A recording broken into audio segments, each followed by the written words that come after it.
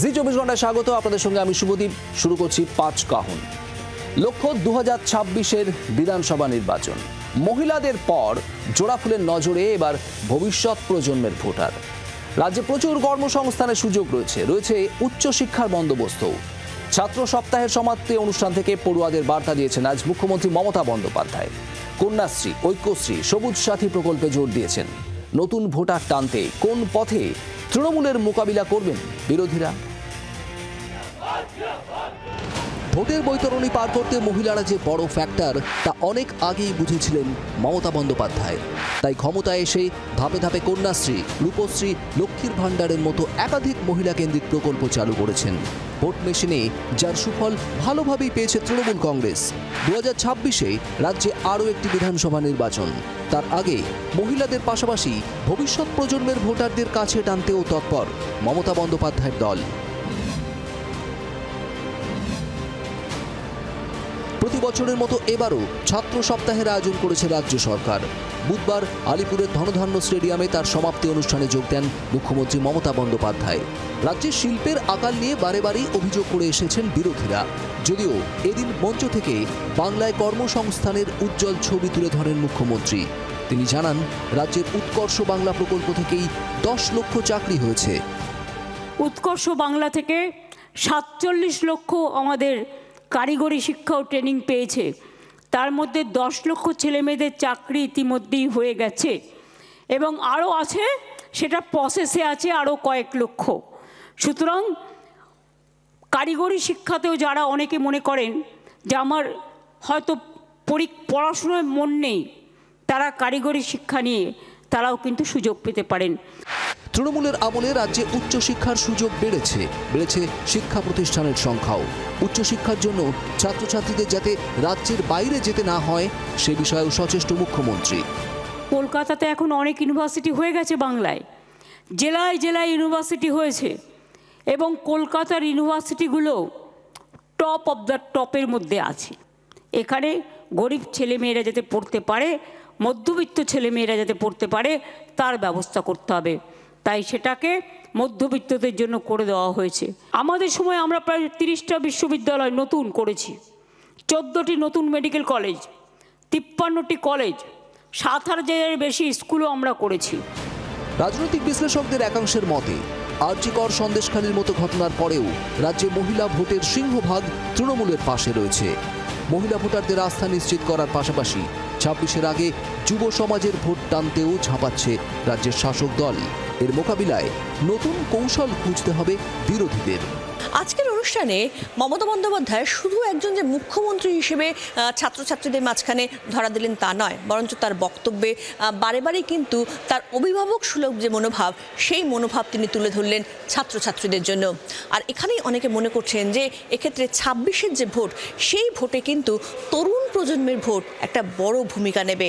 আর সেখানে কিন্তু এই ভূমিকা বিশেষভাবে প্রভাব ফেলতে পারে, এমনটাই অনেকের ধারণা। জি 24 ঘন্টার জন্য ক্যামেরা জয়ন্তর সঙ্গে শ্রেয়সী, কলকাতা। এ রাজ্যে অনেক কিছু রয়েছে, অনেক কিছু হচ্ছে তরুণ প্রজন্মের জন্য। আজ ধনধান্য স্টেডিয়াম থেকে এই স্টুডেন্টস উইকের সমাপ্তি অনুষ্ঠানে মুখ্যমন্ত্রী মমতা বন্দ্যোপাধ্যায় একেবারে সারাংশ বলেছেন যে ঠিক কি করা হয়েছে এখনো পর্যন্ত এবং কি করা হচ্ছে। একের পর এক প্রকল্প তার খতিয়ান দিয়েছেন, কত খরচ হয়েছে তার খতিয়ান দিয়েছেন। যুব সমাজ, একাদশ দ্বাদশ শ্রেণী, তারপর যারা স্কুল পেরিয়ে কলেজে ঢুকছেন, কলেজ পেরিয়ে বিশ্ববিদ্যালয়ে নতুন ভোটার, তাদের দিকে যে নজর দেওয়া হচ্ছে খুব একেবারে স্পষ্ট হয়ে গিয়েছে আজ ধনধান্য স্টেডিয়ামে মমতা বন্দ্যোপাধ্যায়ের বক্তব্য থেকে। প্রশ্ন এটাই, বিরোধীদের কাছে কোনো অস্ত্র কি রয়েছে? মহিলা ভোটের একটা বড় অংশ যাচ্ছে তৃণমূল কংগ্রেসের কাছে, এটা সাম্প্রতিক একাধিক ভোটে স্পষ্ট। এবার কি যুব সমাজের ভোট, সেটাও কি শাসক দলের দিকেই থাকবে, নাকি তার পাল্টা কোনো স্ট্র্যাটেজি, কৌশল থাকছে বিরোধীদের? আমি এই নিয়ে আলোচনা করব। আমার সঙ্গে যারা রয়েছেন একটু আলাপ করিয়ে দিই। বিজেপির তরফে রয়েছেন প্রীতম দত্ত, কংগ্রেসের তরফে রয়েছেন শক্তি মৈত্র, তৃণমূল সমর্থক তীর্থরাজ বর্মন রয়েছেন আমাদের সঙ্গে, রয়েছেন রাজনৈতিক বিশ্লেষক রাজাগোপাল ধর চক্রবর্তী। আমি প্রীতমের কাছে আসবো সবার আগে। প্রীতম, যুব সমাজকে কাছে টানতে কোনো পাল্টা রণকৌশল কি থাকছে বিজেপির? 26-এর নির্বাচন খুব বেশি দূরে নয়। যুব সমাজ তো বিজেপির সাথেই আছে, বিজেপির অনেক বড় ভোট ব্যাংক। তার কারণ হচ্ছে নরেন্দ্র মোদী যেভাবে আজকে সারা ভারতবর্ষ উন্নতি করছেন, সেখানে যুব সমাজ তার অঙ্গীকার করে আজকে আমাদেরকে আশীর্বাদ দিচ্ছেন। তাদের যে প্রথম যে মিলেনিয়াম ভোটার যেটাকে আমরা বলি, যে তারা 18 বছর ভোটার, তারা সবসময় ভারতীয় জনতা পার্টির পক্ষেই যায়, সেটা হয়ে এসছে বিগত নির্বাচনে। এ রাজ্যের নতুন ভোটাররাও কি ভারতীয় জনতা পার্টির পক্ষে? এই রাজ্যেও যাবে, তার কারণ হচ্ছে আমরা অন্যান্য আশেপাশের যে রাজ্য প্লাস দেশ, সেখানে আমরা করে দেখিয়েছি, এই রাজ্য করে দেখাবো। তুমি একটু বলছো না কিসব স্টুডেন্ট উইক টুইক এইসব যে করছেন, এগুলো সবটাই দেখুন না আমার তোমার ট্যাক্সের টাকায় শুধু নাটক ছাড়া আর কিছু হচ্ছে না। তার কারণ হচ্ছে এই মমতা ব্যানার্জির যে শিক্ষা দপ্তরটা, সেই শিক্ষা দপ্তর একটু পরেই তুমি অফিস থেকে বেরিয়ে একটু সামনে যাও, গিয়ে দেখবে ওখানে ছাত্রছাত্রীরা ধর্নায় বসে আছে। তার কারণ হচ্ছে চাকরিটা বিক্রি করে দিয়েছেন। উনি তো একের পর এক তথ্য দিচ্ছেন। তথ্যটা ভুল তথ্য, সেই তথ্য নিয়ে আমি বলছি। তথ্যটা এবার আমি তোমাকে দিচ্ছি। তোমার যখন রিপোর্টার, তিনি যদি কি মমতা ব্যানার্জি জিজ্ঞেস করতেন যে মমতা ব্যানার্জির যে ওখানকার যে একটা উদাহরণ দিয়ে বলি, কয়েকদিন আগে তার যদি কাগজ আমি তোমায় দেখিয়ে দেবো, দর্শকদেরও দেখিয়ে দেবো। মুর্শিদাবাদের একজন ডিআই, তিনি প্রত্যেক স্কুলের হেডমাস্টারদের চিঠি পাঠিয়েছেন যে ডেভেলপমেন্ট ফি হিসাবে, যেটা আমরা জানতাম যে প্রাইভেট স্কুল কলেজ না নেয়, সেটা সরকারি কলেজ নোট দিয়ে জানিয়েছে 240 টাকা করে নাকি প্রত্যেক স্টুডেন্টকে দিতে হবে। এটা হচ্ছে মমতা ব্যানার্জির ভাওতাবাজি করে উন্নতি। তুমি দেখো না আমাদের কনস্টিটিউশনে আর্টিকেল 21-এ রাইট টু এডুকেশন বলা আছে, কিন্তু আজকে মমতা ব্যানার্জি কোথায় নিয়ে যাচ্ছেন পশ্চিমবঙ্গকে? তোমাকে একটা তথ্য দিই, তোমার বলছে যে 16 কোটি মিড ডে মিল নাকি এখানে দেওয়া হয়, অথচ দেখা যাচ্ছে না সেটা তো শিশু শিক্ষার প্রসঙ্গ গেল। আমি একটু উচ্চ শিক্ষার প্রসঙ্গে যদি যাই, উচ্চ শিক্ষা তো প্রথম থেকে প্রাথমিক যে সমস্ত সুবিধা, ভাই আমাকে বলতে না তো বারবার কাটাতে মুশকিল। 100 বার আমি উত্তর নেব। আমি শুধু একটু নির্দিষ্ট করে দিচ্ছি যে সমস্ত প্রকল্পগুলো উচ্চ শিক্ষায়, একাদশ দ্বাদশ বা কলেজ ইউনিভার্সিটিতে যে সমস্ত একের পর এক প্রকল্প, এই ল্যাপটপ দেওয়া থেকে শুরু করে স্টুডেন্টস ক্রেডিট কার্ড, এর পাল্টা তো কিছু বিরোধীদের বলতে হবে। আসলে মুশকিলটা কি বলো, তুমি ডোলের সাথে আর শিক্ষার সাথে গুলিয়ে ফেলছো। এটা অনেক বড় ভাস্ট সাবজেক্ট। এক ঘন্টা সময় দিও, আমি তোমাকে বলবো যে তোমার ল্যাপটপ দিয়ে দিলেই যে সে বিশাল বড় শিক্ষিত হয়ে যাবে, সেরকম ব্যাপার নয়। তার জন্য যে সবচেয়ে বেশি দরকার সেটা হচ্ছে ওই স্কুল কলেজে প্রফেসর শিক্ষক নিয়োগ, সেটাতেই সবচেয়ে বড় দুর্নীতি করেছে এই মমতা ব্যানার্জি দরকার। তোমাকে একটা উদাহরণ দিয়ে বলি, উদাহরণ না, এটা ফ্যাক্টস, এটা ডেটা।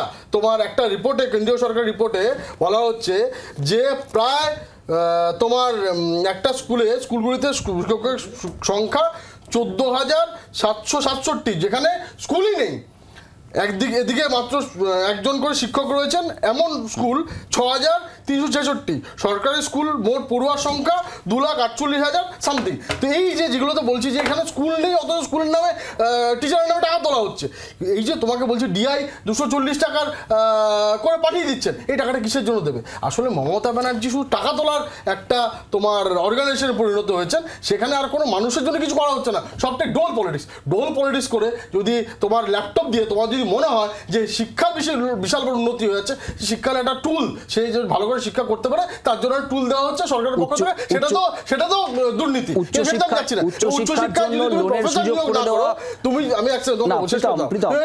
শুনেছি তুমি যদি উচ্চ শিক্ষায় বা প্রাথমিক শিক্ষায় যেই শিক্ষায় বলো, সেই শিক্ষায় যদি প্রফেসর নিয়োগ না করো, তাহলে তো যে কেউ মানুষ বসে আজকাল ডিজিটালে সে অনলাইন কোর্স করে সার্টিফিকেট পেয়ে যাবে। কিন্তু তোমাকে এটা বুঝতে হবে যে কেন মানুষ স্কুল কলেজে যায়। তার কারণ হচ্ছে আমরা গুরু শিক্ষায় বিশ্বাস করি। আমরা এটা মানে আমাদের ডিএনএতে আছে যে গুরু শিক্ষা আমাদেরকে পড়াবে, আমাদেরকে বলবে। তোমার কাছে আপনাদের জানিয়ে রাখি, আমাদের সঙ্গে যোগ দিয়েছেন সিপিএম এর তরফে শতরূপ ঘোষ। শতরূপ, তোমাকেও স্বাগত আমাদের অনুষ্ঠানে। আমি একটু শক্তিবাবুর কাছে যাব। শক্তিবাবু, গ্রামের যে ছেলেটা, ইয়ং ছেলে, সে হয়তো উচ্চ মাধ্যমিক পাশ করেছে, কলেজে রয়েছে বা ইউনিভার্সিটিতে রয়েছে, তাকে উচ্চশিক্ষার জন্য লোন পাওয়ার একটা ব্যবস্থা করে দেওয়া হচ্ছে, তাকে একটা স্মার্টফোনের জন্য 10,000 টাকা দেওয়া হচ্ছে।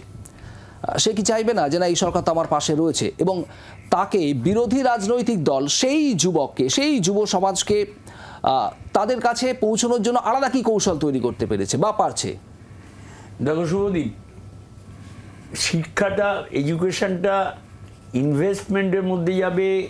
কর্পোরেট জগতে বিভিন্ন প্রাইভেট কলেজ তৈরি হবে, বিভিন্ন ইউনিভার্সিটি তৈরি হবে, তার ক্যাপিটেশন ফি দেওয়া হবে, তারপরে সে একটা সার্টিফিকেট পাবে। উনি বললেন 10 লক্ষ কারিগরি উনি চাকরি করে দিয়েছেন, এতগুলো ইউনিভার্সিটি তৈরি করেছেন, এতগুলো মেডিকেল কলেজ করেছেন।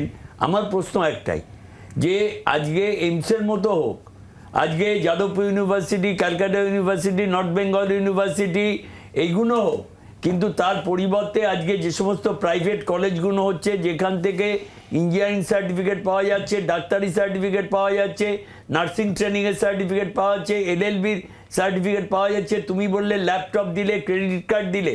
আরে এই যে শিক্ষার উদারীকরণ, এটাও ডক্টর মনমোহন সিং করেছিলেন। কেন আজকে সেই জায়গাগুলোতে দাঁড়িয়ে নতুন প্রজন্মের ভোটার, সেটাও কিন্তু রাজীব গান্ধী করেছিলেন। একটা কথা মাথায় রাখতে হবে যে উনি বারবার প্রত্যেকটা নির্বাচনের আগে কিছু খুঁড়োর কল ঝুলিয়ে দেন এবং সেইগুলো দিয়ে আগামী প্রজন্মকে উনি আকর্ষিত করবেন কি করে?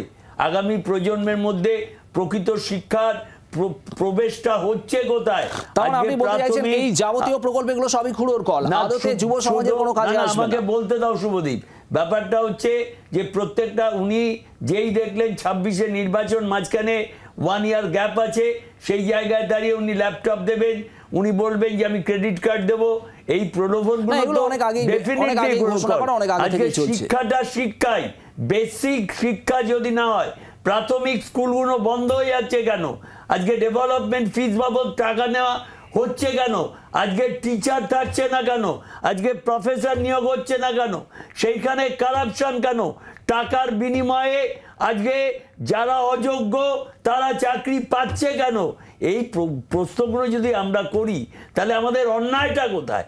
আজকে একটা রাজ্য সরকার তার কাজটা কি? আগামী প্রজন্মকে নতুন আলোর দিশা দেখানো।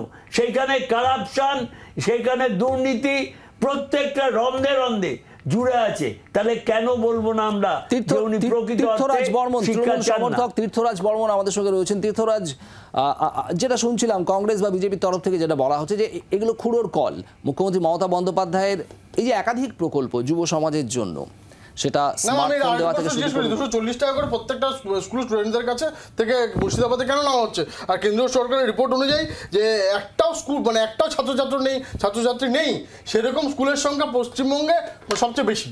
এটা পুরো ভারতবর্ষের নিরিখে সবচেয়ে বেশি। অথচ সেই স্কুলে নাকি প্রায়, সেই স্কুলে যেখানে নেই শিক্ষক, মানে ছাত্রছাত্রী নেই, সেখানে টোটাল শিক্ষকের মানে শিক্ষকরা আছে 14,727। তো সুতরাং স্কুলেই নেই, হ্যাঁ অনেকটা মিড ডে মিল, স্কুলের ছাত্র নেই, ছাত্র টিচাররা আছে, তারা মাইনে নিয়ে যাচ্ছে। 50 জন রেকর্ডে দেখাচ্ছে 500 জন, একদম টিচার নেই, তার মাইনেটা তোলা হচ্ছে, ড্র করা হচ্ছে। আমি তীর্থর কাছে যাব, তীর্থর বক্তব্য শুনবো। তার আগে এ বিষয়ে শ্রমিক ভট্টাচার্যের একটা বক্তব্য আমরা পেয়েছি, আমরা শোনাবো একবার।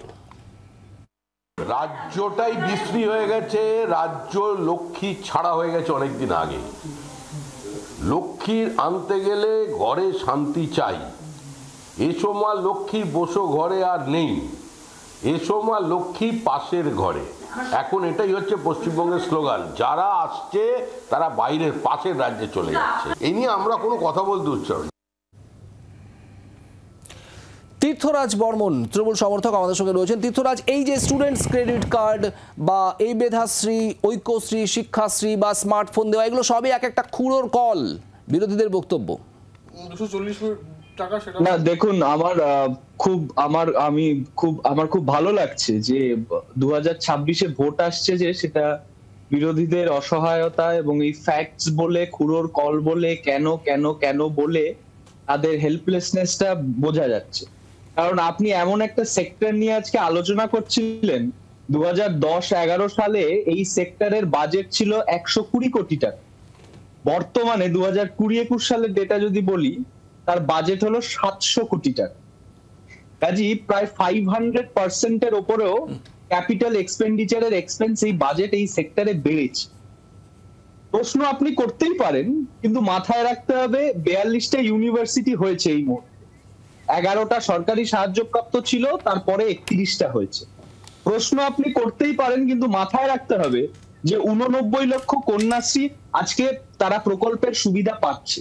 প্রশ্ন আপনি করতেই পারেন, কিন্তু মাথায় রাখতে হবে যে বিবেকানন্দ স্কলারশিপ যে ছেলেটা SFI করছে যাদবপুর ইউনিভার্সিটিতে, সেও পাচ্ছে, আর প্রান্তিক স্তরের যে মেয়েটি কলেজে পড়াশোনা করছে সেও পাচ্ছে। কাজেই এতগুলো প্রকল্পের সুযোগ সুবিধা ডাইরেক্ট ইমপ্লিমেন্টেশন আজকে পশ্চিমবঙ্গের মাটিতে দাঁড়িয়ে ছাত্র যুবরা পাচ্ছে। সেখানে দাঁড়িয়ে মমতা বন্দ্যোপাধ্যায়কে আলাদা করে 2026-এর ভোটের জন্য ছাত্র যুবকে তার কাছে টানতে হবে না। ছাত্র যুব তো আর অন্ধ নয়। যে ছেলেটির বাবা মা বাড়িতে শুধু শুধু ছাত্র যুবর পলিসি কেন, আপনি দেখুন এটা একটা সাইকেল। যে যুব, যে ছাত্র যুবর বাবা মা, মাঝখানে বলবেন না বিজেপির নেত্রী দুর্নীতি সবে উঠলেন, কেন মাঝখানে কথা বলেন বলুন তো আপনারা? আপনারা আগে আপনাদের তোমাকে জিজ্ঞেস করলাম 240 টাকা করে বাচ্চাদের থেকে নেওয়া হচ্ছে, তার কারণটা কি? উত্তর আছে? তুই না করে বলো উত্তর নেই। তোমার ভাষণ শুনতে আসেনি আমরা, তোমাকে প্রশ্ন করছি, তোমরা প্রশ্ন করার জায়গা না। প্রীতম, তোমাদের বক্তব্য দর্শকদের সামনে তুলে ধরছি, অবশ্যই তীর্থরাজের বক্তব্য আমরা শুনবো। প্রীতম, আমি তীর্থর কাছেও আসবো, একটা ছোট্ট বিরতির পর আবারও ফিরছি এই আলোচনার সঙ্গে থাকুন।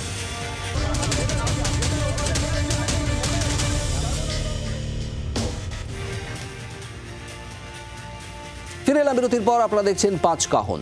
যুব সমাজ 18 বছর বয়স থেকে ভোটাধিকার প্রয়োগ করার সুযোগ আসে। এই 18 থেকে 22, 24 বা 25 বছর এই বয়সের যে ভোটাররা, যুবক যুবতীরা, তাদের মূল চাহিদাটা ঠিক কী থাকে? মূল চাহিদা থাকে কর্মসংস্থান, কাজের জগতে কি সুযোগ তারা পাচ্ছে। তার কারণ এই সময় থেকেই কেরিয়ার, এই বিষয়টা একটা বড় অংশ হয়ে দাঁড়ায় প্রত্যেকের ভাবনা চিন্তার ক্ষেত্রে। আর এখানেই মুখ্যমন্ত্রী মমতা বন্দ্যোপাধ্যায় যে একের পর এক প্রকল্প, যেগুলো ধনধান্য স্টেডিয়ামে আজ তিনি বলেছেন, তীর্থরাজ বর্ধন তৃণমূল সমর্থক মোটামুটি সেগুলোই আরও একবার সাম আপ করছিলেন। আমি শতরূপের কাছে ঠিক এই জায়গাতেই আসবো। একের পর এক প্রকল্পে আমরা কয়েকদিন আগে দেখছিলাম ইনফোসিসের প্রকল্প উদ্বোধন করার সময়ও সেখানে মুখ্যমন্ত্রী মমতা বন্দ্যোপাধ্যায় বলছিলেন যে বিভিন্ন সফটওয়্যার সংস্থা নাম উল্লেখ করে করে তিনি বলছিলেন তারা আসছেন, তারা এসেছেন, এবং এর পাশাপাশি আজও তিনি বলেছেন artificial intelligence, machine learning, data সায়েন্সের উপর কাজ হচ্ছে। যুব সমাজ আকৃষ্ট হবে না? দেখুন, 26-এ মানে পরের বছর যে ভোট এসে গেছে, সেটা খালি বিরোধীদের অসহায়তা দেখে নয়, সরকার এবং সরকারের মুখ্যমন্ত্রী ঢপবাজি দেখেও মোটামুটি বোঝা যাচ্ছে। আমি বলি, আজকে মুখ্যমন্ত্রীর কথাগুলো শুনছিলাম, যেটা উনি বলেছিলেন যে এই কত নিয়োগ হয়েছে সেলফ এমপ্লয়েড প্রফেশনে, অনেকে যাচ্ছে, তারা হচ্ছে কারিগরি শিক্ষায় শিক্ষিত হয়ে চাকরি পাচ্ছে, 10 লাখের একটা সংখ্যা বলেছেন। আপনাদের মনে আছে কয়েক বছর আগে সরকারি নিয়োগ মেলা হয়, মানে একটা এমপ্লয়মেন্ট জেনারেশনের একটা, মানে মুখ্যমন্ত্রী নিয়োগপত্র তুলে দিচ্ছেন। কি নিয়োগপত্র? কোনো সরকারি চাকরির নয়, প্রাইভেট চাকরির নিয়োগপত্র এই মেলা করে মুখ্যমন্ত্রী তুলে দিয়েছেন। এই যে 10 লক্ষ চাকরির গল্প শোনাচ্ছেন না, মেলা করে তুলে দিয়েছেন। সেই প্রাইভেট চাকরিটা কোথায় হচ্ছে? তাও পশ্চিমবাংলার মধ্যে প্রাইভেট কোম্পানির নিয়োগপত্র মুখ্যমন্ত্রী দিচ্ছেন না। কারুর তামিলনাড়ুতে, কারুর কেরালায়, কারুর গুজরাটে, কারুর অন্ধ্রপ্রদেশে, অন্যান্য রাজ্যে প্রাইভেট কোম্পানিতে চাকরির নিয়োগপত্র সরকারের টাকায় হচ্ছে মঞ্চ করে মুখ্যমন্ত্রী লোকের হাতে তুলে দিচ্ছেন। এই অবধিও হলো। তারপরে কি হলো? 3 দিন পরে খবর, আপনারা 24 ঘন্টা দেখালেন, সমস্ত মিডিয়া দেখালো, খবরের কাগজে বড় করে খবর বেরোলো কি, ওনার কাছ থেকে নিয়োগপত্র নিয়ে যে ছেলেমেয়েরা বাড়ি গেছে, তারা এবার বাড়িতে গিয়ে সেই কোম্পানিগুলোতে ফোন করে বলেছে জয়েনিং লেটার পেয়েছি আপনাদের কোম্পানির, আমরা অমুক তারিখে জয়েন করতে বলেছেন, জয়েন করব। তখন তারা বলছে জয়েনিং লেটার, নিয়োগপত্র, আপনি কে বলেছে আমাদের কোম্পানিতে আপনি জয়েন করবেন? বলে কেন, আমাদের মুখ্যমন্ত্রী আমাদের হাতে নিয়োগপত্র দিয়েছেন। বলে আপনাদের মুখ্যমন্ত্রীটি ফ্রড, আদৌ আমাদের কোম্পানিতে কোনো নিয়োগের জন্য পশ্চিমবঙ্গ সরকারের সাথে কোনো কথা হয়নি, আর কাউকে আমরা জয়েন করাচ্ছি না। কে বলেছে আপনাকে আমরা জয়েন করব? ওই নিয়োগপত্রগুলো নিয়ে তারপরে ওই উনুনে ধুনো দিয়েছিল ওই ছেলে মেয়েগুলো। আর আজকে উনি মঞ্চে দাঁড়িয়ে বলছেন নাকি কারিগরি শিক্ষা শিক্ষিত হয়ে নাকি 10 লক্ষ নিয়োগ নাকি ওনার দয়াতে পশ্চিমবাংলায় হয়েছে। হ্যাঁ, 47 লক্ষ পড়ুয়াকে কারিগরি ট্রেনিং দেওয়া হয়েছে। আমি এক করে আসছি, আমি ওনার কথা, আমি যে ঘটনাটার কথা বললাম আপনারা সবাই জানেন, আপনারা খবর দেখিয়েছেন, বলুন আমি ঠিক বললাম নাকি ভুল বললাম? এই ঘটনাটা ঘটেছে কি না ঘটেছে, এবং আজকে পর্যন্ত কেন ঘটলো, কি হলো না হলো, সরকার আজকে পর্যন্ত একটা কৈফিয়ত দেয়নি। তারপরে দাঁড়িয়ে এই মিথ্যে হচ্ছে, এই ঢংগুলো করছেন। দ্বিতীয় কথা হচ্ছে, এটা কি মিথ্যে? বামফ্রন্ট সরকারের সময় যখন আমরা জানতাম যে প্রত্যেক বছর রাজ্যের বিধানসভায় ঘোষণা করা হবে রাজ্যে কতগুলো নতুন স্কুল খুলছে, আর এই সরকারের আমলে আজ থেকে 2 বছর আগে 8,500 স্কুল, সরকারি এবং আধা সরকারি স্কুল বন্ধ হয়ে যাবে, এই নোটিফিকেশন ইস্যু করেছে সরকার। এটা কি মিথ্যে যে গত সপ্তাহে কেন্দ্রের MHRD রিপোর্ট বেরিয়েছে, যেখানে দেখা যাচ্ছে আমাদের রাজ্যে ক্লাস 9, 10 এবং 11, 12-এ ড্রপ আউট, মাঝপথে পড়াশোনা করে দিচ্ছে যে ছেলেমেয়েরা, ড্রপ আউটের হারে আমাদের রাজ্যের অবস্থা উত্তরপ্রদেশের থেকে খারাপ। গত সপ্তাহের রিপোর্ট MHRD-র, এবং সেটাকে নিয়ে যখন শিক্ষামন্ত্রীকে প্রশ্ন করা হলো, শিক্ষামন্ত্রী বললেন দেখতে হবে আমাদেরকে, কী হয়েছে না হয়েছে দেখতে হবে। এটা কি মিথ্যে? এটা কি মিথ্যে যে আমাদের সরকারি স্কুলে এখন সরকারের যাবতীয় প্রকল্প আছে, স্কুলে গেলে তুমি ব্যাগ পাবে, জলের বোতল পাবে, টিফিন বক্স পাবে, সব পাবে, খালি ক্লাসে শিক্ষক পাবে না, পড়াশোনা শেষ করে চাকরি পাবে না। পশ্চিমবাংলার এটা বাস্তবতা কি বাস্তবতা নয়। এবং এই যে ড্রপ আউট, বলুন তো ভাই শুভদীপ, ড্রপ আউটটা হবে নাটা কেন? আজকে ধরুন আমরা মুখে যাই বলি না কেন, এটা অত্যন্ত বাস্তব কথা যে পড়াশোনা যারা করে তাদের কাছে মানে যতই আমরা বলি এতে বিদ্যা বাড়বে, সবই ঠিক আছে, বিদ্যা বাড়বে, জ্ঞান বাড়বে, ঠিক আছে, কিন্তু পড়াশোনার সঙ্গে নিয়োগের, আগামী দিনে চাকরি পাওয়ার কি উপার্জনের একটা সরাসরি সম্পর্ক রয়েছে। আমরা এইখানেই প্রশ্ন, ইনফোসিসের মতো একটা কোম্পানি যার দ্বিতীয় ক্যাম্পাস উদ্বোধন হলো মাত্র কদিন আগে। আপনি যদি 13 বছরে আমাকে একটা ইনফোসিস শুনিয়ে ইনফোসিসের উদ্বোধনের গল্প শোনান, যারা আমি হলদিয়া থেকে রাজ্যের যুব সমাজ এই ছবিটা দেখার পর কি তারা একটু হলেও আশান্বিত হবে না যে না এবার তো আসছে এক এক করে? না, আপনি বলেছেন, আমাকে জিজ্ঞেস করেছে প্রশ্ন, আমি আপনাকে আমি যে কথাটা বলছিলাম এই কথাটা শেষ করি। হ্যাঁ, 13 বছর পর এক এক করে আসবে বলে শুরু হয়েছে, খুব ভালো কথা। মাঝের এই 13টা বছর যে 2-3টে জেনারেশন পিছিয়ে গেল, তাদের জীবনের এই দিনগুলো আর ফেরত আসবে না। আমি যে কথাটা বলছিলাম সেটা হচ্ছে আজকে একটা ছেলে কি একটা মেয়ে যদি দেখে যে আমার গ্রামে যে পড়াশুনো করেছে সে এখন ধর্মতলায় বসে অনশন করে, বিকাশ ভবনের সামনে গিয়ে পুলিশের লাঠির বাড়ি খায়, আর যে বোমা বাঁধতে শিখেছে, গুলি করতে শিখেছে, তার এখন গ্রামে 3তলা বাড়ি উঠেছে, শহরে 4টে ফ্ল্যাট হয়েছে, তার এখন 6টা স্করপিও গাড়ি গ্রামে ঘুরে বেড়ায়। সেটা তো দেখছে, সেটা 2024 লোকসভা নির্বাচনের আগেও দেখেছি, কিন্তু তার কোনো ফল ভোট বাক্সে পড়ে না। না, সুতরাং মমতা বন্দ্যোপাধ্যায় আগামী 150 বছর জিতবে, এটা আপনি বলুন। আমি তাই তাহলে কি কোথাও একটা বিকল্প রোডম্যাপ বিরোধীরা তৈরি করতে পারছে না? আমি তাতেও আসছি, আমি ঠিক এই জায়গাতেই আসছি। বিরোধী ব্যর্থতা থেকে থাকে আমি সেটাও মানতে রাজি আছি, কিন্তু এই যে কথাটা বলছেন যে মমতা বন্দ্যোপাধ্যায়, আপনাকে বলছি না, কিন্তু মমতা বন্দ্যোপাধ্যায় এই যে কথাটা বলেছেন, যাবতীয় রিপোর্ট একদিকে, আমাদের অভিজ্ঞতা একদিকে, বাস্তবতা একদিকে, আর আপনি মঞ্চে দাঁড়িয়ে কতগুলো ভাষণ দেবেন, আপনার সেই ভাষণ শুনে আমাদের পেট ভরবে, এটা মিথ্যে কি মিথ্যে নয় যে আমাদের রাজ্য ড্রপ আউটে উত্তরপ্রদেশের থেকে পিছিয়ে গেছে কেন্দ্রের সরকারের রিপোর্ট অনুযায়ী। যে কেন্দ্রের সরকারের রিপোর্ট দেখে আপনারা দাবি করেন যে 100 দিনের কাজে আমরা ফার্স্ট হয়েছি, যদি 100 দিনের কাজে ফার্স্ট হওয়ার কেন্দ্রের রিপোর্টটাকে আপনারা গলায় ঝুলিয়ে ঘুরে বেড়ান, তাহলে MHRD ওই কেন্দ্রের সরকারের রিপোর্ট যে আমাদের রাজ্যের ছেলেমেয়েরা পড়াশোনা মাঝপথে ছেড়ে দিচ্ছে, কেননা ছেলেমেয়েরা পড়াশোনা করে ভবিষ্যৎ অন্ধকার, ইউনিভার্সিটি তৈরির গল্প শোনাচ্ছেন। যদি ধরেও নি যে সবটাই মিথ্যে, সবটাই খুঁড়োর কল, যদি ধরেও নি যে আদতে কিছুই হচ্ছে না, তাহলে ইউনিভার্সিটিতে পড়াশোনা করবে এই যুব সমাজ, এই রাজ্যের এই যুব সমাজ যারা নতুন প্রজন্মের ভোটার, তাদের কাছে বিকল্প কোনো রোডম্যাপ কি দেখাতে পারছে বিরোধীরা? একা করে আসবো সবার কাছে একটা বিরতির পর, সঙ্গে থাকুন।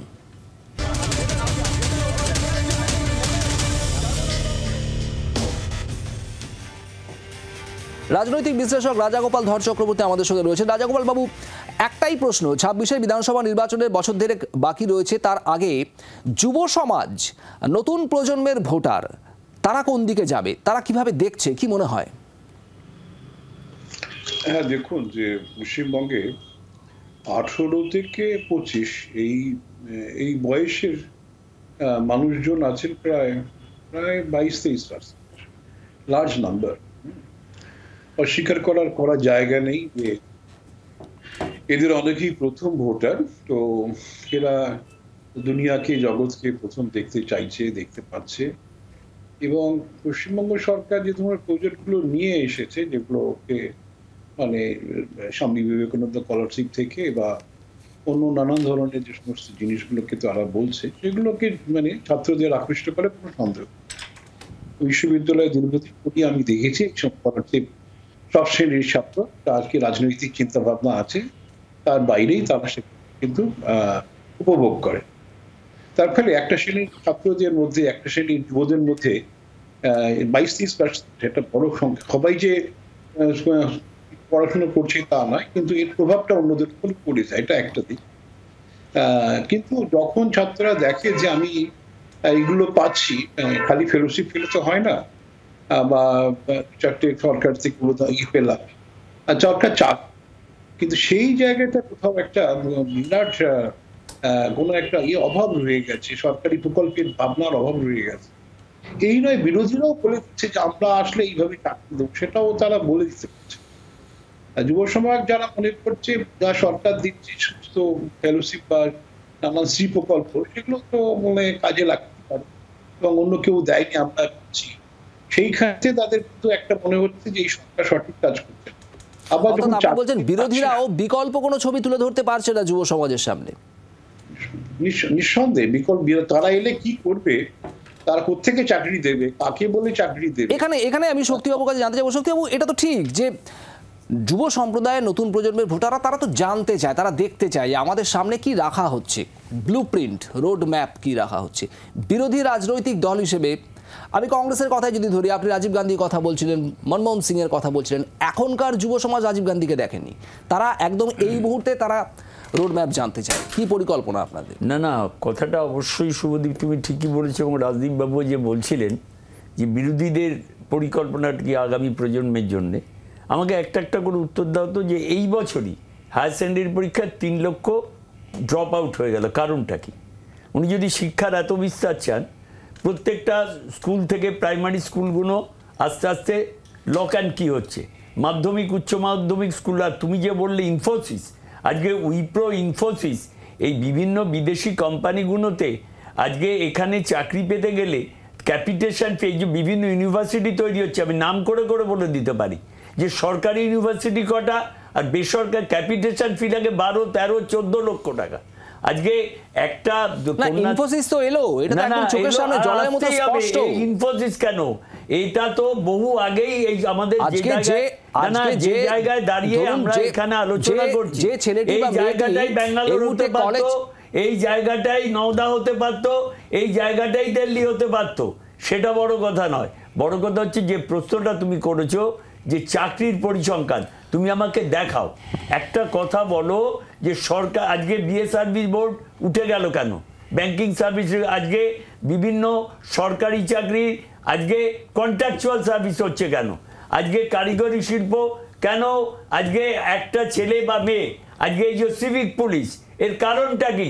একটা হোমগার্ডের সরকারি চাকরি দিতে গেলে শক্তিবাবু ফাঁক ফোকর প্রচুর রয়েছে, সেই ফাঁক ফোকরগুলো তুলে ধরাটা একটা বড় কাজ বিরোধীদের, অবশ্যই অস্বীকার করার কোনো জায়গায় নেই, কিন্তু সেই ফাঁক ফোকরগুলো মেরামত করা যেতে পারে, এরকম কোনো উপায় তো দেখাতে হবে। আমি প্রীতমের কাছে একটু জানতে যাবো। প্রীতম, প্রধানমন্ত্রী নরেন্দ্র মোদীর একাধিক উদ্যোগের কথা তুমি মেনশন করছিলে বা চেষ্টাও করছিলে, এ রাজ্যের জন্য বিজেপি ঠিক কি ধরনের ভাবনা চিন্তা করছে একেবারে নির্দিষ্টভাবে যুব সমাজের জন্য? নরেন্দ্র মোদী যখনই কোনো প্রকল্প করেন সেটা কোনো স্টেট স্পেসিফিক হয় না, সারা ভারতবর্ষের জন্য করেন, তার সুফল পশ্চিমবঙ্গ সরকারও পায়। সেটা শিক্ষাক্ষেত্র আছে, স্বাস্থ্যক্ষেত্র আছে, এখানে অবশ্য সেগুলো চালু করতে দেয় না, সেরকম ন্যাশনাল এডুকেশন পলিসি ওখানে চালু হয়নি। আপনার ওই যেটা মেডিকেলের জন্য করেছে সেটাও ওখানে চালু হয়নি। তো সুতরাং এই যে কথাগুলো যেগুলো হয়, যেগুলো আমরা দেখুন, আমরা কি বলি, একটা জিনিস দেখো, অস্বীকার করার কোনো জায়গা নেই। 2000 টাকা, আমি আসবো, 2000 টাকার লক্ষ্মীর ভান্ডার বাড়িয়ে 3000 টাকা করে দেবো, এটা বলা খুব সোজা। কিন্তু যেখানে একটা ইনফোসিসের ক্যাম্পাস হলো, সেটা 10 বছর বাদে হোক বা 12 বছর বাদে হোক, যখন একটা ইনফোসিসের ক্যাম্পাস হলো, সেখানে কি কোনো বিরোধী রাজনৈতিক দল হিসেবে তোমরা এটা বলতে পারবে যে যদি আমরা ক্ষমতায় আসি আগামী 10 বছরের মধ্যে এই কোম্পানিকে আমরা আনবো বা আনার চেষ্টা করব? হচ্ছে দেখুন, আজকে আমরা কি বলবো, যে আমরা জ্ঞান অনেকেই দিতে পারে, অনেকে আমি সেটাকে প্রুফ করবে কি হবে? সেটাকে প্রুফ করার জন্য আমাদের আশেপাশের রাজ্যগুলো যেগুলোতে আমাদের সরকার এসছে, আজকে আসাম আছে কোথায় ছিল, আছে ওখানে টাটা গিয়ে 19টা হসপিটাল তৈরি করছে, ওখানে 22,000 কোটি টাকার সেমিকন্ডাক্টর তৈরি হয়ে যাচ্ছে, শুধু তৈরি না, মানে আমি ওখানে ফিতে কেটে গেছে, কাজ শুরু হয়ে গেছে। সুতরাং আমরা তো করে দেখিয়েছি। ইউপি আজকে বোম গুলি শহর বলা হতো, সেখানে আজকে ইউপির মানে হাইয়েস্ট এফডিআইতে হাইয়েস্ট আজকে স্টেটে পরিণত হয়ে গেছে, তোমার মহারাষ্ট্র গুজরাটের পর ইউপি। তো সুতরাং আমরা তো করে দেখিয়েছি আজকে ভারতবর্ষের ইকোনমি কোথায় চলে গেছে। তো শুধু আমরা করে দেখিয়েছি, পশ্চিমবঙ্গ হবে তার রূপরেখা দেখুন। আজকে গভর্নমেন্টের অনেকগুলো ব্যাপার আছে, যে এই গভর্নমেন্ট থাকলে অনেক কিছু করা যায়, অনেক কিছু করতে পারে। সেই জন্য আমরা বারবার বলছি, এই জন্যই আজকে মানুষ বিশ্বাস করে, ভারতীয় জনতা পার্টির উপর বিশ্বাস করে আমাদের আজকে প্রধান বিরোধী দল বানিয়েছেন। আমাদের আর তৃণমূলের ডিফারেন্স হচ্ছে খুব বেশি 40 থেকে 50 লক্ষ। কিন্তু কথাটা হচ্ছে যে আজকে আমরা করে দেখিয়েছি এবং আমরা করেই দেখাবো, আমরাই পারবো একমাত্র। আমি শতরূপের উত্তর নেওয়ার পর আমি তীর্থর কাছে যাব। শতরূপ, এই করে দেখানোর বিষয়টার জন্য 34 বছরের ট্র্যাক রেকর্ডের কথা বারবার উঠে আসবে। 34 বছরের ট্র্যাক রেকর্ড করে দেখানোর ক্ষেত্রে অত্যন্ত ভালো। 34 বছরে একটা টাকা ঘুষ না দিয়ে সরকারি চাকরি হয়েছে। 34 বছরে দুর্নীতির প্রসঙ্গ, সম্পূর্ণ আলাদা প্রসঙ্গ, দুর্নীতির প্রসঙ্গ। আপনার মনে হতে পারে এটা আলাদা প্রসঙ্গ, আমার মনে হয় ওটা একদম এই প্রসঙ্গই। তার কারণটা হচ্ছে, প্রশ্ন যদি এখানে হয় এমপ্লয়েবিলিটি, সেক্ষেত্রে আমার শিক্ষাগত যোগ্যতা বা কাজ করার ক্ষমতা আমার এমপ্লয়েবিলিটির প্যারামিটার, নাকি আমার বাবার জমি বাড়ি বিক্রি করে, মায়ের গয়না বিক্রি করে ঘুষ দিতে পারাটা আমার এমপ্লয়েবিলিটির প্যারামিটার? এটা আপনার কাছে দুর্নীতির প্রশ্ন হতে পারে, আমার কাছে এটা একেবারেই এমপ্লয়েবিলিটির প্রশ্ন। আমাকে প্রশ্নটা করেছেন, নিশ্চয়ই আমি আমার মতো করে উত্তর দেবো, তার অধিকারও আমি পাবো। দ্বিতীয় কথাটা হচ্ছে, 1 পয়সা ঘুষ না দিয়ে সরকারি চাকরি যেরকম হয়েছে, সেরকম প্রাইভেট চাকরির ক্ষেত্রে একটা সহায়ক পরিবেশ ছিল, যে কারণে এখানে মিত্সুবিশি থেকে শুরু করে, হলদিয়া থেকে শুরু করে, সেক্টর 5 থেকে শুরু করে একটার পর একটা, আজকে ইনফোসিসের যে একটা ক্যাম্পাস এখনও চালু হয়নি, মানে তৈরি হওয়া কনস্ট্রাকশন শুরু হয়েছে, সাবজেক্টেড। মমতা বন্দ্যোপাধ্যায় ওখানে দাঁড়িয়ে বলেছে শওকত ওদেরকে বেশি বিরক্ত করবি না। যদি শওকত মোল্লা বেশি বিরক্ত না করে তাহলে হয়তো আগামী দিনে ক্যাম্পাসটা চালু হবে। ওই সেকেন্ড ক্যাম্পাসটা চালু হয় মানে কি জানেন তো শুভদীপ, একটা ফার্স্ট ক্যাম্পাস আছে। ফার্স্ট ক্যাম্পাসটা হয়েছিল বামফ্রন্ট সরকারের সময়, গোটা সেক্টর 5টা তৈরি করেছিল বামফ্রন্ট সরকার, কোনো ভগবান এসে আশীর্বাদ দিয়ে করে যায়নি।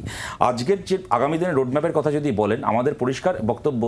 দেখুন একটা কি হয়, যে সরকারে আছে তার যতটা করে দেখানোর ক্ষমতা আছে, কোনো বিরোধী সেই করে দেখানোর ক্ষমতা থাকে না। কিন্তু লোকসভা ভোটের আগে আমরা হেরে গেছি, বিধানসভার আগে আমরা হেরে গেছি। যেগুলো আমরা বলেছিলাম যদি আমরা করতে না পারতাম তাহলে আজকে আমাদের এই সমালোচনা আমাদের প্রাপ্য হতো। আমরা কাজ করার সুযোগ পাইনি। কিন্তু আমাদের পরিষ্কার যে বক্তব্য ছিল, আজও যে বক্তব্য রয়েছে, 2019 সালে আমাদের দেশে সুপ্রিম কোর্ট রায় দিয়েছিল বাবরি মসজিদের জায়গায় রাম মন্দির তৈরি করতে হবে। কয়েক মাসের মধ্যে সেই মন্দির তৈরির কাজ হয়ে গেছিল। আমাদের দেশের এই সুপ্রিম কোর্ট 2016 সালে রায় দিয়েছে আমাদের দেশে সমকাজে সমবেতনের আইন দিতে হবে। আজকে যে দাঁড়িয়ে আমরা কথা বলছি, দলমত নির্বিশেষে আমি এটা বলছি, আজকের দিনে গ্র্যাজুয়েশন মাস্টার ডিগ্রি করে একটা ছেলে, যেটা আমাদের কংগ্রেসের দাদাও কিছুটা বলার চেষ্টা করছিলেন, 10-12 হাজার টাকা মাইনের একটা চাকরি পেলে সে ভাবে বোধহয় স্বর্গের মানে কি বলবো আকাশের চাঁদ হাতে পেয়ে গেছি। পার্মানেন্ট চাকরি বলে কিছু নেই, না সরকারের খাতায় না প্রাইভেট কোম্পানির খাতায়। আপনি কেন্দ্র সরকারের যদি আপনি ব্যাংক দেখেন, রেল দেখেন, পোস্ট অফিস দেখেন, সর্বত্র কন্ট্রাকচুয়াল।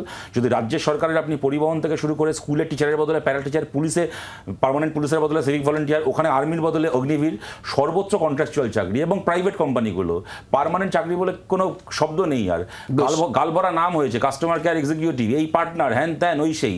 কাজ কি 8,000 টাকা, 10,000 টাকা, 12,000 টাকা, বড় জোর একটু বোনাস আর 1,000 টাকা বাড়তি ইনকাম হবে। আমাদের পরিষ্কার বক্তব্য, সুপ্রিম কোর্টের রায় যদি সমকাজে সমবেতন চালু যদি করা যায়, সুপ্রিম কোর্টের রায় অনুযায়ী, না কেন্দ্র না রাজ্য সরকার করেছে, কন্ট্রাকচুয়াল চাকরি, ক্যাজুয়াল চাকরিকে পার্মানেন্ট করতে হবে। দিনের পর দিন লোকে কন্ট্রাকচুয়াল রাখা যাবে না। 6 মাস থেকে 1 বছর কেউ কাজ করার পরে কি সরকারি কি বেসরকারি কোম্পানিতে তার চাকরিকে পার্মানেন্ট করতে হবে। এইটা হচ্ছে আমাদের পরিষ্কার পলিসি, আমাদের রোডম্যাপ। তীর্থ, আমি একটু উত্তর যাবো। তীর্থ, সেক্টর 5 বামফ্রন্ট সরকার তৈরি করেছে, কোনো ভগবান এসে করে দেয়নি। এই সেক্টর 5-এই তো ইনফোসিসের এই দ্বিতীয় ক্যাম্পাসের উদ্বোধন হলো, এবং প্রথম ক্যাম্পাসটা ওখানে হয়েছিল বামফ্রন্টের আমলে। অর্থাৎ শতরূপের তরফ থেকে প্রশ্নটা না করা হলেও হয়তো এরকমই প্রশ্ন যে দ্বিতীয় সেক্টর 5 আরো একটা হলো না কেন? না, যে প্রকল্পগুলো যে সরকার নিয়েছে সেটা তো অনস্বীকার্য কোনো বিষয় নয়। এখন কথা হলো আমাকে একটু সময় দিতে হবে, কারণ অনেকের পরে আমি বলছি এবং অনেক কথার উত্তর আমায় দিতে হবে। আমাদের অনুষ্ঠানের সময়সীমা যেহেতু সীমিত, তোমাকে সংক্ষেপেই বলতে হবে, খুব দ্রুত। না, আমি সীমিত সংক্ষেপেই বলবো। আমি বলবো এখানে প্রাথমিক স্কুল বন্ধ হয়ে যাওয়া নিয়ে একটা বক্তব্য ছিল অনেকের। প্রাথমিক স্কুলের সঙ্গে আমি এখানে যেহেতু সময় সীমিত, আমি একদম শতরূপের প্রসঙ্গ ধরে আমি জানতে চাই। সেক্টর 5 এর কথা শতরূপ একদম ক্যাটাগরিক্যালি বলেছে যে এটা তো বামফ্রন্টের আমলে তৈরি। আমি তো সেটাই বলেই নিলাম যে সরকার যে কাজ করেছে সেটা তো অনস্বীকার্য কিছু নেই। অদ্ভুত কথা, বামফ্রন্টের আমল যেমন সেক্টর 5 হয়েছে, বামফ্রন্টের আমলে পার্টি ক্যাডারদের প্রাথমিক স্কুলে চাকরি হয়েছে, সেইটা তো অস্বীকার করতে পারবে না। বামফ্রন্টের আমলে কম্পিউটার বন্ধ হয়ে গেছে, সেটা তো অস্বীকার করতে পারবে না। একটি প্রশ্ন করবো, আমি শতরূপ বাবুকে একটি প্রশ্ন করতে চাই যে আপনি বলুন যে এত কথা, এত ক্রিটিসিজম, এত কন্যাশ্রীর মতো সব জায়গায় আছে। কি বলছেন? তারপরে আমি যদি আছি বিজেপির দিকে, এখন ইউপি, গুজরাট, বিহার নিয়ে কথা বললো। কথাটা হলো বেঙ্গল সেন্ট্রিক মডেল, বাংলাকে স্পেশালাইজেশন নিয়ে কি তৈরি করবে সেই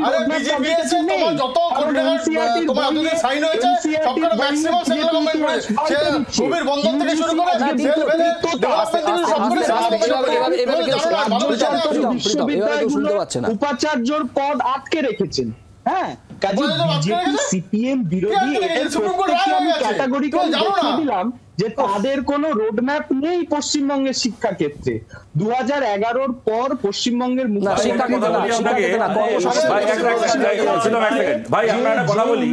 বামফ্রন্টের যে রোডম্যাপ ছিল, সেই রোডম্যাপের ফলে প্রত্যেক বছর মাধ্যমিক উচ্চ মাধ্যমিক পরীক্ষার্থীর সংখ্যা তার আগের বছরের থেকে বেড়েছে, প্রত্যেক বছর, নট ওয়ান এক্সেপশন।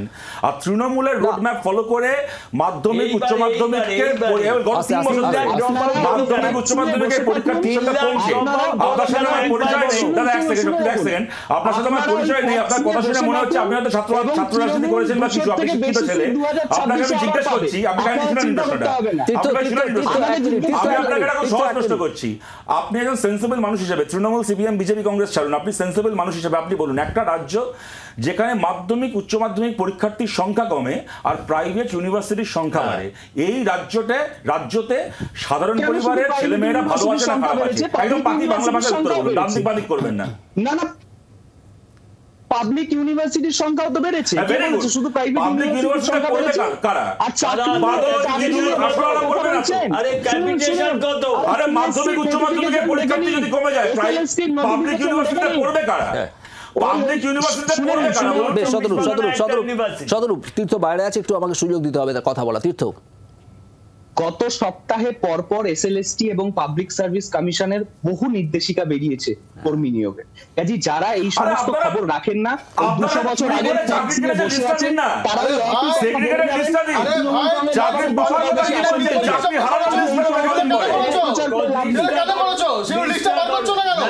কদিন পরে চাকরি হারানোর এই আপনি এত তুলনা করছেন না? শুনুন, ভারতে এরা পশ্চিমবাংলা আমরা সরকার চালাচ্ছি, কেরালায় চালাচ্ছি, বিজেপি বহু রাজ্যে সরকার চালাচ্ছে, কংগ্রেস বহু রাজ্যে সরকার চালাচ্ছে, অন্যান্য দল অন্য রাজ্যে সরকার চালাচ্ছে। কোন রাজ্যে সার্ভিস কমিশনের পক্ষ থেকে কার চাকরি চলে যাবে তার তালিকা বার করতে হয় না। পশ্চিমবাংলা ভারতের একমাত্র রাজ্য যেখানে চাকরি হারার তালিকা বার করতে হয়। এক মিনিট, আমি আসবো, সেই প্রশ্ন জানার চেষ্টা করবো। তীর্থ, শিক্ষাক্ষেত্রে রোডম্যাপের কথা আমরা অন্তত আজকের প্রোগ্রামে আলোচনা করছি না, কর্মসংস্থানের ক্ষেত্রে কি রোডম্যাপ দেখানো হচ্ছে? আমি এখানেই রাজাগোপাল বাবুর কাছে আসবো। রাজাগোপাল বাবু, কর্মসংস্থান, নতুন যুব সমাজকে দিশা দেখানোর জন্য রোডম্যাপ বিরোধীরা দিতে পারছে কি? যদি না পারে, কেন পারছে না? আমি উত্তর শোনার চেষ্টা করবো, একটা বিরতির পর ফিরছি, সঙ্গে থাকুন।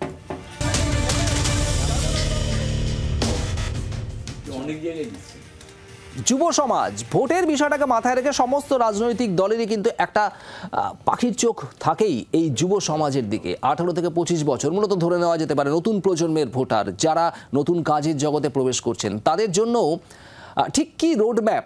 সরকারের তরফ থেকে বিভিন্ন প্রকল্পের কথা বলা হচ্ছে, বিরোধীরা পাল্টা কি দিশা দেখাচ্ছে? রাজাগোপাল বাবুর কাছে যাবো। রাজাগোপাল বাবু, বিরোধীরা সত্যিই কি কোনো দিশা দেখাতে পারছে? যদি না পারে, কেন পারছে না? হ্যাঁ, দেখুন, যে চাকরি তখনই তৈরি হয় দেশে যখন অর্থনৈতিক উন্নয়ন হয়।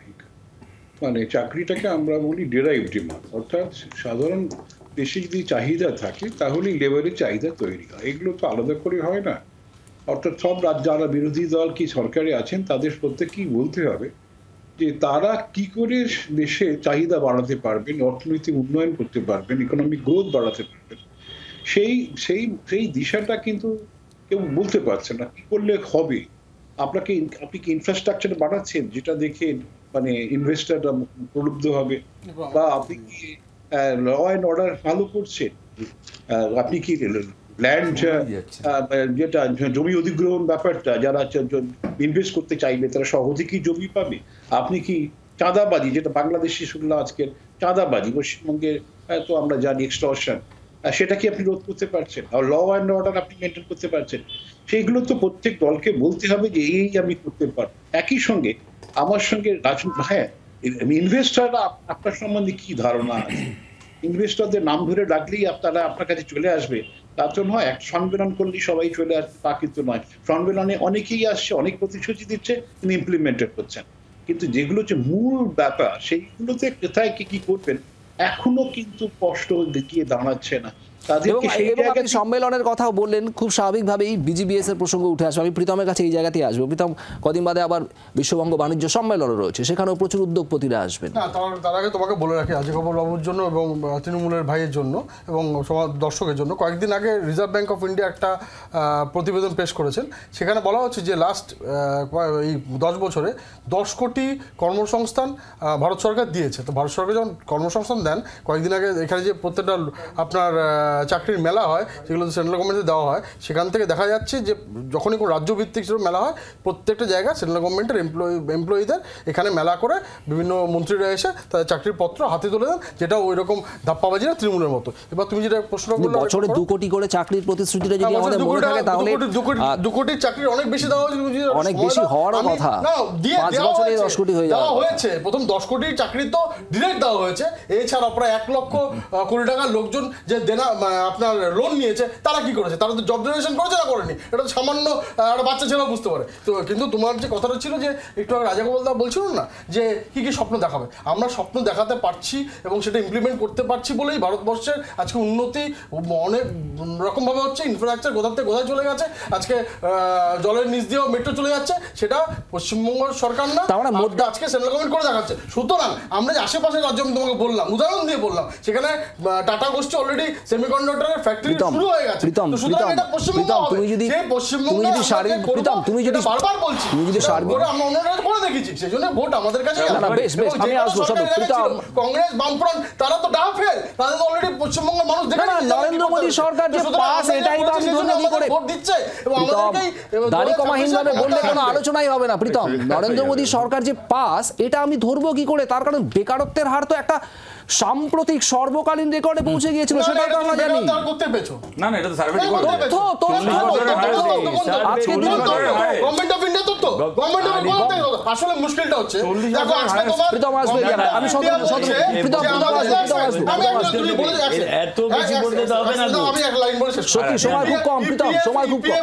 তোমার যে এমপ্লয়মেন্ট প্রভিডেন্ট ফান্ডে 17% বৃদ্ধি পেয়েছে, যদি এমপ্লয়ি বৃদ্ধি না পায় তাহলে ইপিএফ কি করে বৃদ্ধি পায়? আসলে মুশকিলটা হচ্ছে তোমরা ওই এইভাবে তুমি যদি বলো তাহলে মুশকিল। কতগুলো কথা বলছি। প্রথম কথা হচ্ছে 10 কোটি নতুন করে চাকরি, আমি জানি না গোটা ভারতে 10 কোটি সরকারি মানে কেন্দ্রের সরকারি কর্মচারী আছে বলে আমার মনে হয় না গোটা ভারতে। মানে তার আগের চাকরিরত যারা ছিলেন এবং যারা এখনো চাকরি পেয়েছেন, গোটা ভারতে 10 কোটি কেন্দ্রের সরকারি কর্মচারী আছে বলে আমার ঘোরতর সন্দেহ আছে। দ্বিতীয় কথা হচ্ছে জলের নিচ থেকে মেট্রো, যেটা ইস্ট ওয়েস্ট মেট্রো প্রকল্প, এটা সবাই জানে। এটা শুভেন্দু অধিকারীও বললেন কদিন আগে, যখন মমতা বন্দ্যোপাধ্যায় কাউকে না ডেকে উদ্বোধন করলেন, যে এই মেট্রো প্রকল্প শুরু হয়েছিল তার পেছনে যদি কারোর কৃতিত্ব থেকে থাকে 3জন মানুষ। ঘটনাচক্রে 3জনই আর আমাদের মধ্যে নেই, বুদ্ধদেব ভট্টাচার্য, প্রণব মুখার্জি এবং সুভাষ চক্রবর্তী। প্রত্যেকে এখানে মোদি এসে মেট্রো চালালেন, আমি মাথায় ঢুকলো না। এটা ততটাই মোদির প্রকল্প যতটা মমতা ব্যানার্জির। দেখুন 3 নম্বর আমার সবচেয়ে যেটা গুরুত্বপূর্ণ কথা এখানে বলার, এই ধরনের মানে গিমিকবাজি কথা না বলে, সেটা হচ্ছে যে বিরোধীদের কি রোডম্যাপ জানতে চাইছেন। আমি জিজ্ঞেস করছি পশ্চিমবঙ্গ সরকারের রোডম্যাপটা কি? বিরোধীদের তো একটা সাজেস্ট করার জায়গা, সেটা ভারত জোড়ো ন্যায় যাত্রার সময় রাহুল গান্ধী একটা মডেল বলেছিলেন, মোদি তার মতো করে একটা মডেল পশ্চিমবাংলায় বলার চেষ্টা করেছে বা হোয়াটএভার, তার হয়তো করে দেখানোর জায়গা আছে কেন্দ্রীয় স্তরে। আমরা আমাদের মতো করে বলার চেষ্টা করেছি। যারা সরকার চালাচ্ছে 13 বছরে সেক্টর 5-এর পরে একটা কি সেক্টর 6, সেক্টর 7, সেক্টর 8 বানাতে পারলেন?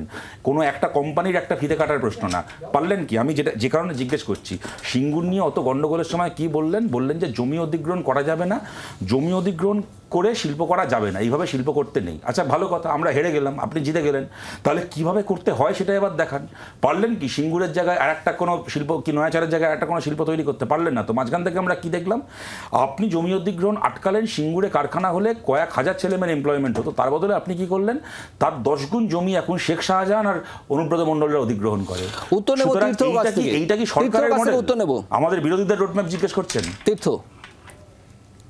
দেখুন একটা রিসেন্ট ডেটা বলছে যে সব থেকে বেশি অফিস লিজ নেওয়া হয়েছে এবছর কলকাতায়। এটা কি জাগবাংলায় বেরিয়েছিল নাকি?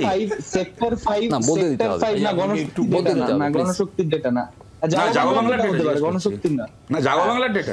এবার আমি যে খবরটা বলছি দেখুন, হ্যাঁ ইন্টারাপ্ট করলে কিন্তু তারপর আমি আমি যদি বলি এই সন্ধ্যার ডেটা হওয়া গেছে পৃথিবীর সবচেয়ে বেশি চোরাই তৃণমূল, এটা ঠিকই কথা।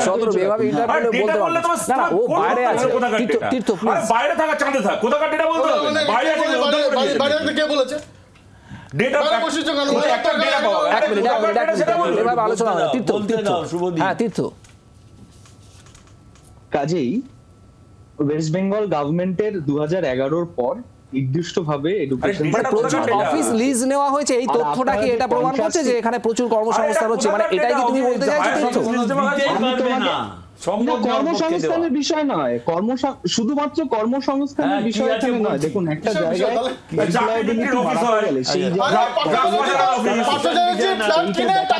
ওই জন্য লিজ নিয়েছে যে টাকাটা রাখবে বলে।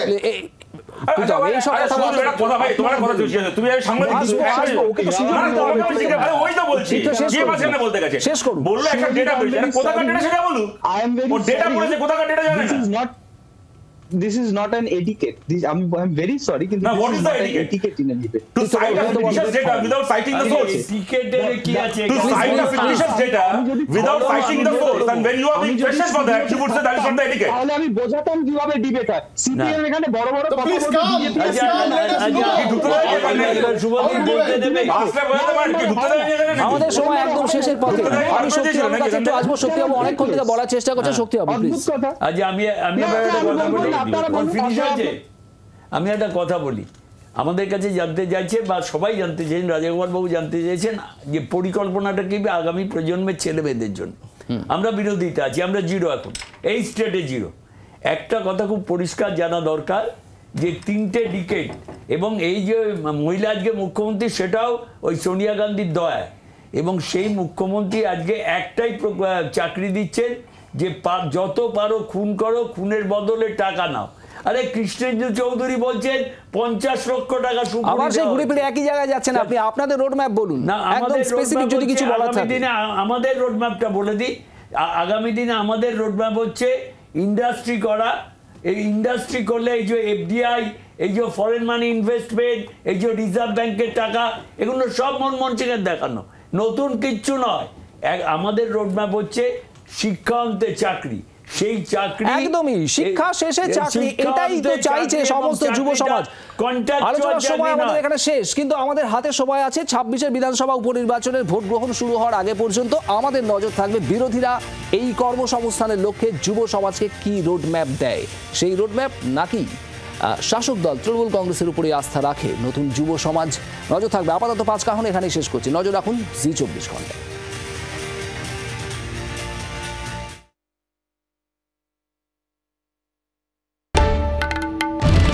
বাংলার আওয়াজ, বাঙালির আবেগ, জি24 ঘন্টা।